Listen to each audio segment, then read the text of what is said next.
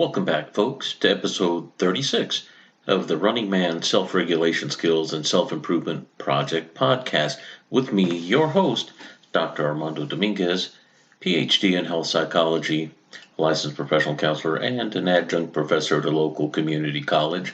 And what we're going to be discussing today is something that parallels a number of things we've been discussing up until now, and that has to do with variable schedule payoff. Something that we talk about often whenever we have things along the lines of gambling addiction, process addictions, wherever we're doing ritual things to do and get things to help relieve anxiety, pressure, and stress, this sort of thing. But also there's a payoff at the end. Often this happens whenever there's drug use, anything where there is a payoff that's big. Sometimes that does not happen often.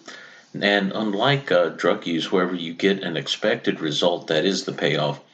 Gambling is a variable payoff schedule in the sense that you don't know when you're going to get the payoff. But if you've ever gotten the big payoff, you understand that that drives the behavior in the sense that there's an expectation of that possibility because it can happen. You can get the big one. And then after that, often we see a deterioration of behavior wherever there's the seek behavior or seeking behavior to pursue and continue to repeat that behavior because we know the payoff's available and we're going to get it on the next one. If I do it right this next time, it's going to happen again. So for today's discussion, the parallel is going to be how does this payoff, not unlike gambling, serve for survival purposes, and why is it that we can become so accustomed and so addicted to a behavior that we can't stop to the point where we start getting rid of all of our worldly goods that we worked so hard for, and then try to continue to pursue this behavior. And what does that have to do with self-regulation and survival? So that's kind of the underlying question that we're going to be addressing today. So how is gambling a parallel to survival? How is doing something that there's a variable payoff where there's a thrill seek, where if you get some payoff of some sort, but there's no guarantee of payoff, or maybe the risk is really high? Well, we're going to use the term novelty to start this discussion.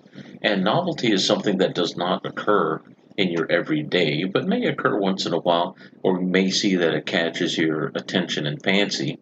And this is akin to times whenever we have low energy things going on in our life, or things are so, I don't know, routine, if you will, or maybe so common and frequent that we become a little bored. They become easy almost. And that boredom is a very physical thing. It is not merely an idea. It is not a lack of wherewithal or engagement. It's just that the things that we're experiencing most frequently do not raise our eyebrow. They don't raise our attention.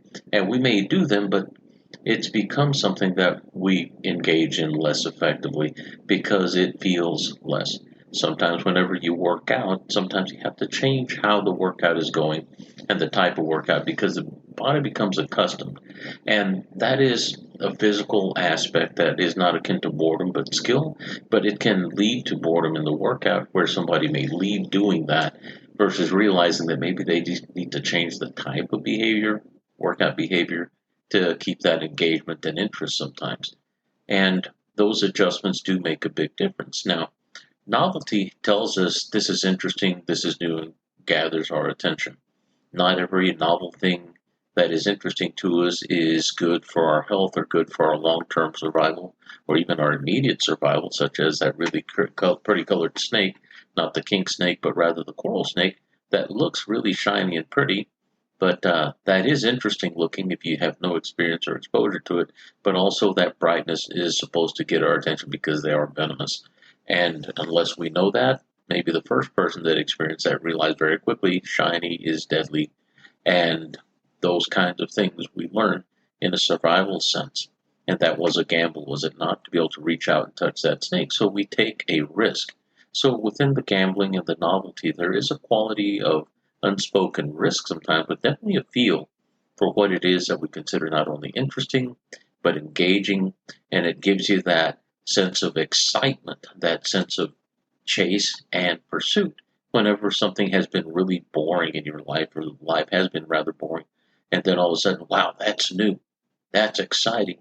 And that can also be a trap. that could be a bait into things that you don't know could occur. And rarely is it a nefarious thing, because being able to play a game that promises some payout is not evil by nature. But the fact is, we're wired to seek that sort of pleasure. We're hedonic by nature. And those things that give us pleasure when we play, with all the lights, like the old slot machines they used to pull the arm back and put a quarter in Las Vegas years back, those have been since replaced, I understand, by the electronic ones that are push button. But it also kind of speeds up how frequently one engages with machines, coupled with oxygen, giving you that sense of not only mild euphoria, but awareness and engagement. So a little bit of a false environment, not as it would be out in the woods per se, if you were hunting your food, but some things we have to look at from the perspective of somebody knows what our wiring's about and what it does. We're hedonic, so therefore they give us free drinks and all the lights and the sounds and music and excitement. And there's always this upbeat, entertaining sound in the background called music. And then we have uh, infrequent wins, but such that we get some payoff that makes us believe, hey, I can do this somehow, as if it's a skill of sorts. And even though there's very little skill involved, and more so luck, as as it were, but it's also a matter of probability versus possibility. And the probability is, of course, always going to be in the favor of the house. They will lose some money, but they're going to win most of yours, and they're going to take most of yours versus you taking theirs. And every once in a while, yes, they do have big payouts. But these are the probabilities that we're working against. But also the possibility of winning the big pot. It's there. It's not like a never going to happen in this lifetime. It's not like a lightning strike versus winning the lottery, for instance. The chances aren't so bad, and that you could walk away with some small pocket change, a couple $100 if anything. But we have to realize that these are playing on the wiring, and these casinos have been into research, a lot of research that we'll never see in public, that has to do with, well, how can we wake these people up? Can we keep them engaged? How can we keep them spending into the wee hours versus going to sleep for 8 hours and resting? And free food on top of that. So that's another area where they become ingratiated to us, we to them rather, because they're giving us food. Sometimes you get free food, free breakfast, and it's incredibly good food, like at a four-star restaurant, this sort of thing in some cases, and for very little money. And even sometimes accommodations are given to you for free if you return. So why am I speaking about this? That's called stacking. We're stacking in the sense of those that are the casinos, uh, all the pleasurable binds or firings that will work together having to do with food, gustation, drink, and alcohol, those things that make us feel really good and relaxed, and also fun and novelty and interest and engagement, on top of feeling very alert and awake more so than you do in your regular life. Not that they're pushing rather oxygen into the vents to make sure that you breathe more air. And all of these things are stroking all of our pleasure centers. And when we leave there, many people come back exhausted, not realizing it wasn't the life of being busy, busy, busy. What it was is the engagement. And we're depleting ourselves of neurotransmitter, of our nutrients that keep us awake, and the higher arousal make things exciting. We tire ourselves out. So novelty is a very important thing. So what's the next important thing? Realizing that whenever we have novelty, we have the potential for developing an dependence or an addiction, because we've now found out how to make ourselves feel good. These people know how to make us feel good, and they've systemized it and they make money. Whenever we engage in it, it's almost like we ran into that one patch of strawberries when we were cave people a long time ago, and man, we're lucky. And you know what? I'm going back there. Why? Those are good. And if we know that, we're going to remember not only how to go back there, we're going to remember where it's at. And we may even engage by eating a little more, maybe taking a few with us, start developing a stash. And this starts resembling what we would see with drug seeking behavior, where we start having people hiding money, hiding food, hiding drugs, or hiding those extras from other people, so that way you can trip your own triggers more frequently and continue to revisit that heightened state of not only awareness but pleasure, and maybe even to mitigate those effects of negative or uncomfortable or bad feelings or upset. And we may even be more apt to isolate, to do these behaviors because we don't want anyone to stop us from tripping our own triggers. And it doesn't necessarily mean drugs alone, but doing things that make us feel good, that we learn how to feel good. And many people will say things along the lines of doing things like exercising or ideas in a way that it may not be true, but it makes us feel good. They call that mental masturbation. And there is often a very physical sense to it that's in a non sexual way, doing things that are tripping our triggers that aren't so far from the truth. They're not so far from that either, where we are just seeking to pleasure ourselves, whether by food, whether by music, by touch, by sound, and even those things that we may ingest that are mind altering substances. And they take us out of our normal range and put us into a place that we feel better, or we stop feeling the negatives, or maybe our anxiety is reduced, or depression goes away for a little bit. They're definitely problem solvers. They're very effective. They're very efficient. And we pursue those and seek those because there is a benefit.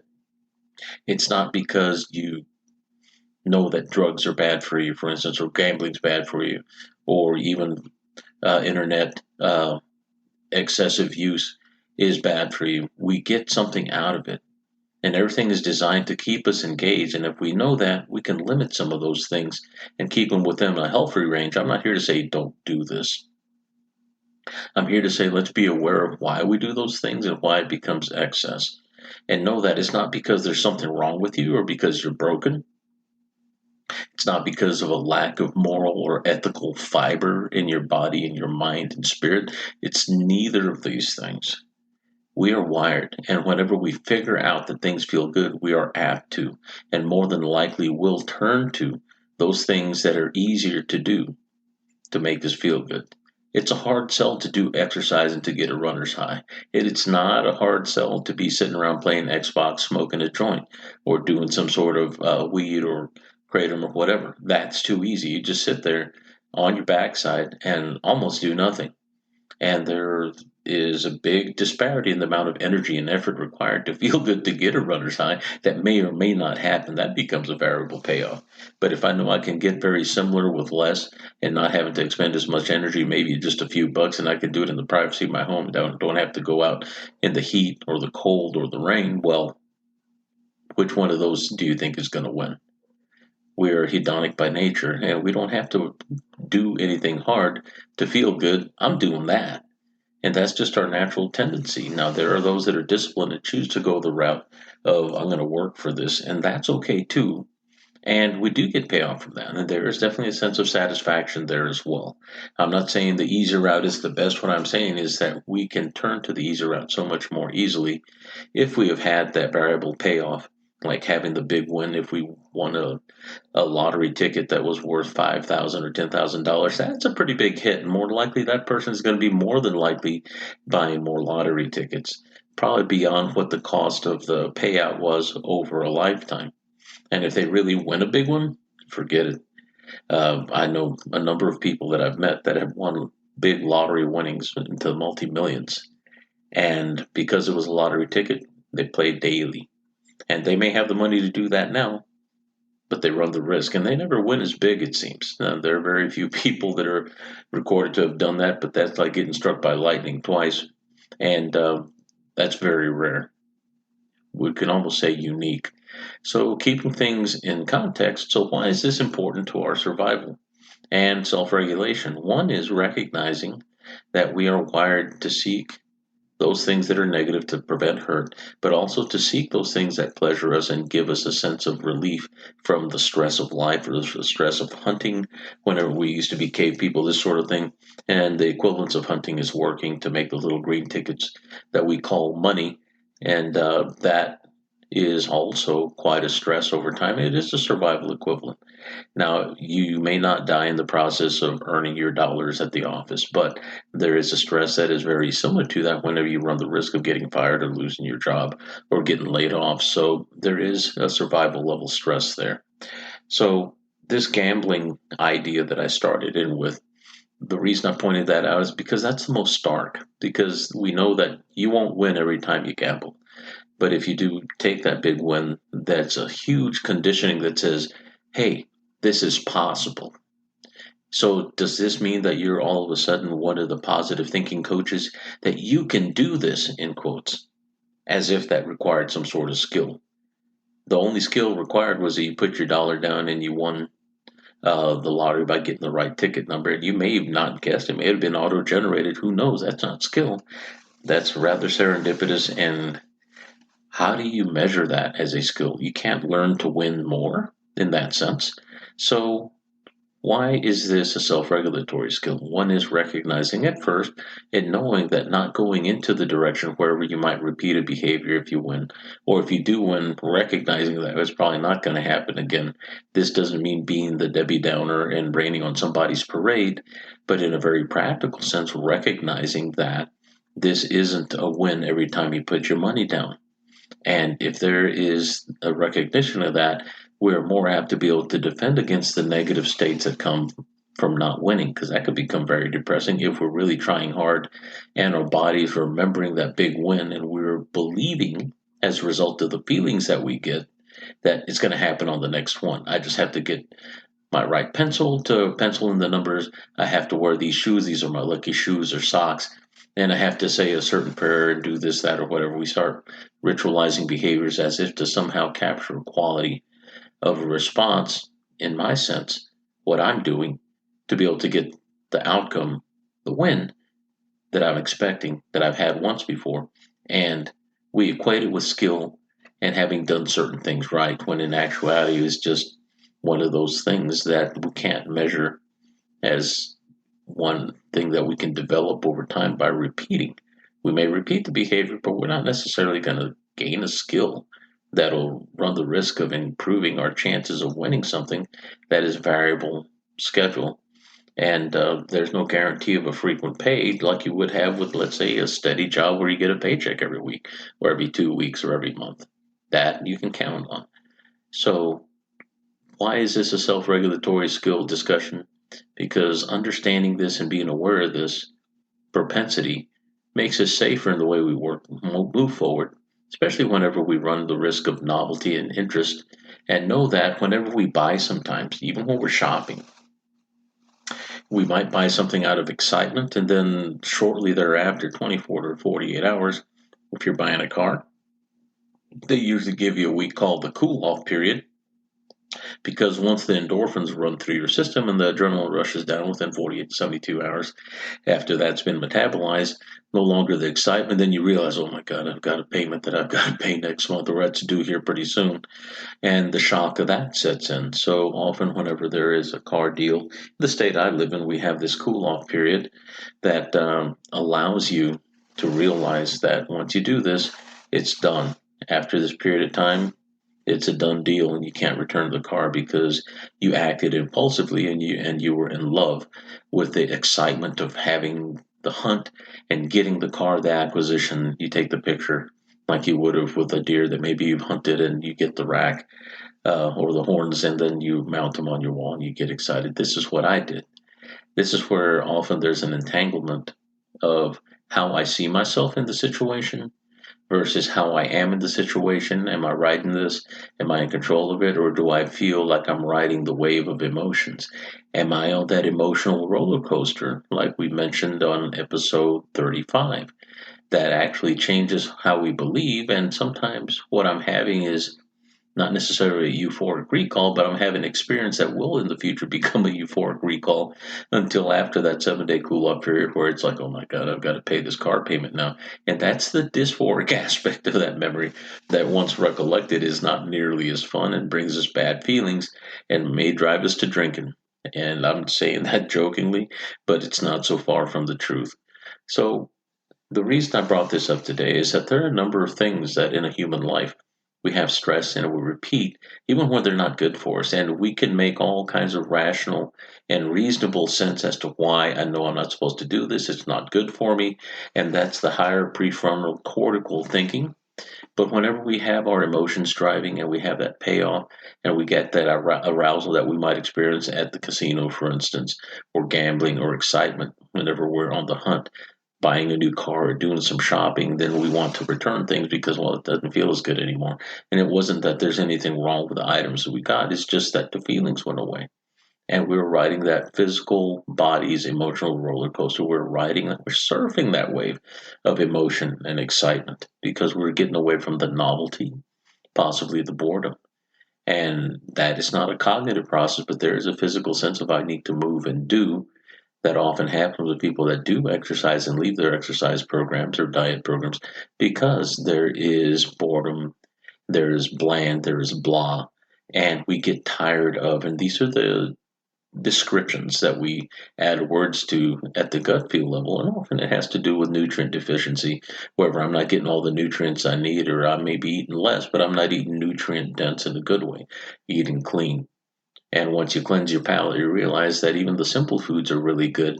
And often we don't have enough of that cleansed palate, not only in the food that we eat, but in the behaviors that we do that may not be so good for us, so that we can get a sense or lens that is cleaner and clearer, that we may make better decisions, not only for ourselves, but for our lives, for our jobs, and our loved ones, those that are near us.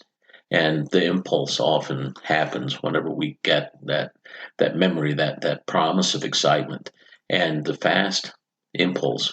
Whenever we remember such things, if we remember the pictures, the sights, and the sounds, the perceptual level, we're talking about 150, 300 milliseconds, and boom, you've got emotions. Now it feels real. So as long as you know that those things happen, it's okay to have the excitement. The idea is to give yourself a little distance, have a little pause, and a little distance equals time when it comes to the physical environment. And sometimes we just need to walk away from it for a minute and come back, let the excitement settle down, and we can make a better decision without necessarily having to stop or avoid things altogether, such as a family gathering, wherever it be, or gambling is happening, this sort of thing. And you'll feel better as a result of it. I'm not telling you to deprive yourself, but if you get to the point where it's pretty exciting, if you stay away from it, you will feel a sense of deprivation. So the idea is to realize that the body's going to feel that if it's ever felt the boom or the excitement of a big win. And know that you're not depriving yourself. That's just your body remembering what it feels like whenever you're on the level of divine or kissing the sky, like Jimi Hendrix used to sing about. So for today, we're going to end the discussion on this aspect of self regulation having to do with gambling and variable schedule payoff versus a regular schedule payoff, like having a job that pays you every week. And knowing that our body can guide us into something falsely that could get us into really big trouble if we don't learn how to regulate those emotions. That doesn't mean stopping them, but actually it means how we guide them while we experience them, so that way we don't bowl ourselves over and make decisions that at some point later we do the facepalm and wish we could have that back. So on that note, I want to tell you thank you for sharing this evening with me. Certainly good talking to you. And like, follow, and share this podcast with people that you think may be able to benefit, or maybe give it to even people that couldn't benefit from it, that might find it interesting at least, maybe even entertaining. So it's been good talking to you. If you have any comments or even feedback, send them to the email at runningmangetskillsproject@gmail. And we'll talk to you soon. Walk well.